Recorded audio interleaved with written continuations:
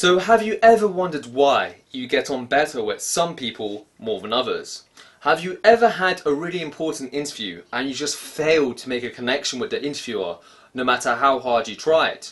Or are you just simply tired of being misunderstood? Well, these are all questions that this gorgeous little beauty right here seeks to answer. It's a book written by Swedish behavioural expert Thomas Erikson, and it equips you with a toolkit on how to identify the 4 different personality types. So the book therefore lets you develop your communication skills, your interpersonal skills, your managerial skills, and also lets you build and navigate around relationships effortlessly. And on that note of talking about personality colours, I've actually created a questionnaire that you can access in the description of this video below, which will show you what personality colour you are.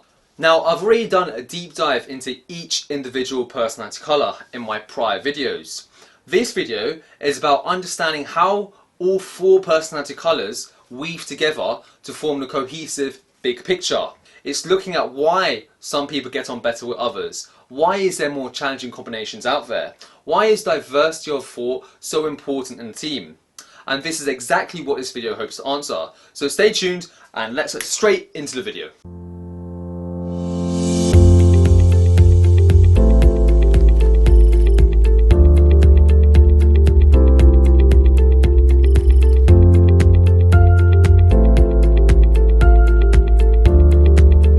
So let's start with an overview of the core behavioural patterns of the 4 personality types. Let's start with the Reds. Now the Reds are fast-paced, determined, efficient and natural leaders. They love to take control. Once they get the ball rolling, however, and they definitely will, they can be complete control freaks and become a real pain to deal with. And the fact that they have no issues trampling on people's toes to get to their end goal can make them a real pain to deal with. Morning, everyone. So, I have finally decided who I want to be our new senior vice president of sales. He's right here in this room. It's me. Fucker! Son of a bitch! So fucking fired!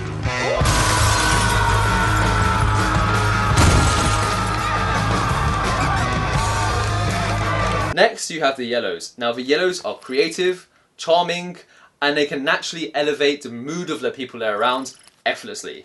However, that doesn't come without their issues. Yellows can easily dominate the conversation, which means for the more introverted personality types, they might not even be able to get a word into the conversation. And then also, Yellows might be the most creative of all the personality types, but they lack any follow through, and their distaste for structure can make them be perceived as being too airy. Then you have the Greens. Now the Greens are warm, accommodating, and they're essentially kindness personified. They are friends for life. However, due to their accommodating nature, they can be perceived as being too weak. They are also very much dependent on their current routines, and they hate to leave their comfort zone. This, of course, can make them be perceived as being too dependent on their current routine or activities. Finally, you have the Blues. Now the Blues are very calm, level-headed, highly analytical and accurate, have a ridiculous attention to detail, and tend to be very quality conscious. They can be perceived as being too critical and asocial, and they also have got a very aloof nature. Due to their high level of attention to detail, they can be perceived as being overly pedantic, critical and harsh.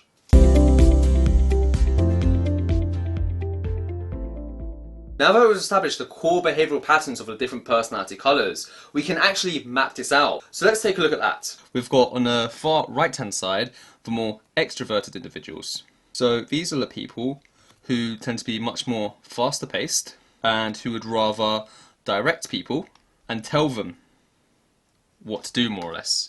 And then on the opposite hand, you've got those who tend to be much more introverted. So these people tend to be a bit more slower paced, and they would also rather listen and ask as opposed to tell and direct. And now we can round this off by focusing on the vertical axes. So if we start at the bottom, this is where the individuals tend to be much more feeling orientated. So by that, what I mean is they tend to make decisions based on their heart as opposed to what their head tells them. As a consequence, these people tend to be more empathetic, and therefore they have a higher focus on people as opposed to task. And this is in contrast, of course, to the top, where you've got people who are much more thinking. So again, they're making decisions with their head this time and not their heart. As a consequence, they tend to be focused more on controls. So they tend to be a bit more controlling. Therefore, they are much more focused on the task as opposed to relations at work. So let's start off with the top right hand side. So these individuals tend to be very thinking, they tend to be controlling, and they're task orientated. They tend to be extroverted, faster paced, and would rather direct and tell people. So this is quite obvious, no points if you get this right, but this is obviously going to be the Reds or the Dynamos. Below them, we've still got that theme of being extroverted, fast paced, direct and telling, but this is combined with being empathetic, having a much more feelings thought process, and being much more people and relations focused. So these are obviously the Yellows, or as I like to call them, the entertainers. So to the left hand side of the entertainers, you've still got that commonality of being feelings orientated, empathetic, people and relations focused, but this is combined with being introverted, slower paced, and would rather listen and ask. And that's going to be the Greens. And finally, above the Greens and diplomats, again, you've still got that aspect of being much more introverted, slower paced, and would rather listen and ask. But this is combined with being thinking, having a more controlling manner, and also being task orientated. So that's obviously going to be the Blues, or as I like to call them, the analysts. So those are the different personality colours mapped out, if you will. We can move on by using this matrix or quadrant to understand why do some personality colours get on better than others, and also why is diversity of personality colours within a team so important. Let's take a look.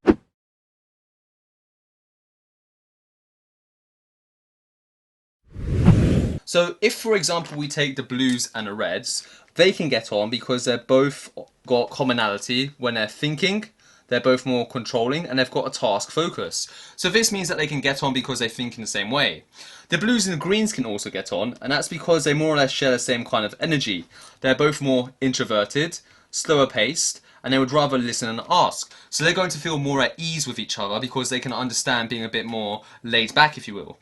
The Greens and the Yellows, they can get on as well, and that's simply because they both tend to have the same way of thinking. They tend to be more feeling individuals, they tend to have high levels of empathy, and they tend to be much more people and relations focused. So they're going to share the same thinking process. And the Reds and the Yellows, again, they share the same kind of energy. They're both highly extroverted individuals, they tend to be faster paced, and they like to direct and tell. So that means they're going to get on like a house on fire. However, when there's a lack of any common ground, this is where the issues tend to surface. So if, for example, you have the Yellows and the Blues, they've got complete different thinking processes, and they've got completely different energies. So whereas the Blues are more introverted, slower paced, and like to listen, the Yellows are more or less the complete opposite. Where the Blues are more thinking, tend to be much more controlling and task focused, the Yellows again are the opposite. And that goes again for the same as the Reds and the Greens. So this helps us understand why do some people get on and others don't. And it's all about having that common ground or lack of. We've established that there's a lack of common ground, but how might this work in practice? And there is no better way than looking at this than through the lens of a cartoon. Let's take a look. So straight away from this cartoon we can see there's two completely opposite characters. Type B is obviously the green, looking very mellow, grounded and down to earth, and he's going to the red for type A. Whoa, whoa, whoa, slow down friend. And the red, obviously ready for business, he's got his briefcase, he's looking at his watch, he's very angry looking, and of course Reds have a real issue trying to turn off. They're nearly always switched on. They can't really sit still for long. And that's very evident in this energetic, angry looking person. And of course, the green is trying to show him the benefits of being relaxed, and it's like, don't you know that sometimes you just have to stop and smell the flowers? As we can see, the red takes this the wrong way. He manages to grab a whole assortment of flowers, and he certainly seems to be enjoying snorting those flowers. I mean, he's looking like he's full of life. His eyes have managed to get even bigger. They're even bigger than his head now. They're popping out. And then, of course, This leaves the green very much traumatized, wondering why did he even bother opening his mouth. The red somehow managed to enter himself into a flower sniffing competition, and of course he wins it. So he's holding up his trophy going, yeah, look at me. Because for a red, they can't turn off. There's no point doing something unless they can win. They're very competitive individuals, whereas the greens are very much down to earth and just want to relax and have a good time. A good example of a red is that family member who always takes Monopoly a bit too seriously and just can't handle when things don't go his way. And as I've said before, the best way to understand the difference between a blue and a yellow is through this brilliant cartoon series in particular. Hey, what you doing? I'm busy. How busy would you say you are on a scale of 8 to 9? 14. Squidward, I'm no mathematologist, but that seems like a lot. It is! Okay, quick survey. Are you busy or just busy? What's busy? No, don't tell me. Don't tell me anything. Don't even tell me what you're doing here. I found a jump rope. I said not to tell me! You're ruining my perfect afternoon. I'm spending some quality time with someone who is very important to me. Oh, who's the lucky... Perfectly brown toast points, sparkling kelp juice. Here's to me. So in case you don't get the message, the blues are very much introverted, they want some alone time, they don't do too well with lots of emotion, and they can't process small talk. They would rather just have a talk that actually means something, or just simply not talk at all. For the yellows, well, they love the small talk, they love the emotion, and they can't really deal with being alone. So if you chuck a blue into a room full of yellows, Jesus Christ, that must be the blues' personal hell. So there you go, that is why some personality types just simply do not get on.